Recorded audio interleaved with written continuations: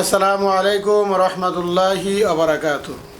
প্রিয় ভাই ও বন্ধুগণ, যারা আমাদের সাথে রয়েছেন দূরে অথবা কাছে, দেশে অথবা প্রবাসে, আপনাদেরকে জানাই আন্তরিক মোবারকবাদ ও শুভেচ্ছা। প্রিয় ভাই ও বন্ধুগণ, এই কুরবানির মাসে অনেক ভাই ও বন্ধুরা তার নিজেদের আকিকা, সন্তানদের আকিকা দিয়ে থাকেন।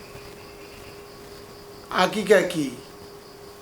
শরীয়তের দৃষ্টিতে আকিকার হুকুম কি? প্রিয় ভাই ও বন্ধুগণ, আসুন আমরা আকিকা সম্পর্কে জেনে নেই। আকিকা হলো সন্তান ভূমিষ্ঠ হওয়ার সপ্তম দিনে কুরবানির উপযুক্ত যে পশু জবাই করা হয়, শরীয়তের পরিভাষায় তাকে আকিকা বলে। হানাফি মাযহাব মতে আকিকা হলো মুস্তাহাব। প্রিয় ভাই ও বন্ধুগণ, সন্তান যখন জন্ম হয়, যদি পুত্র সন্তান জন্মগ্রহণ করে তাহলে আকিকা দিতে হয় দুইটা, আর যদি কন্যা সন্তান জন্মগ্রহণ করে তাহলে আকিকা দিতে হয় একটা। তাই আসুন, দুইটা আকিকা কি? দুইটা ছাগল অথবা খাসি অথবা ভেড়া অথবা দুম্বা দিয়ে দুইটা আকিকা দিতে পারেন।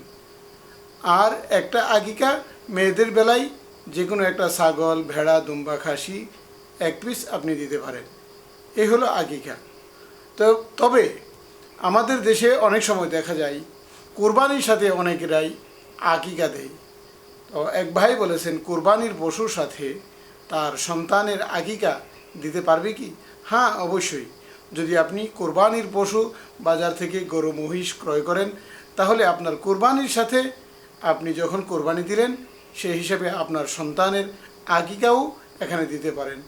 ছেলে সন্তানের জন্য আপনি 2 অংশ নিতে পারেন অথবা 2 নাম দিতে পারেন, আর কন্যা সন্তানের জন্য আপনি 1 অংশ বা 1 নাম দিতে পারেন।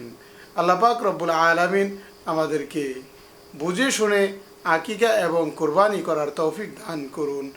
আমিন।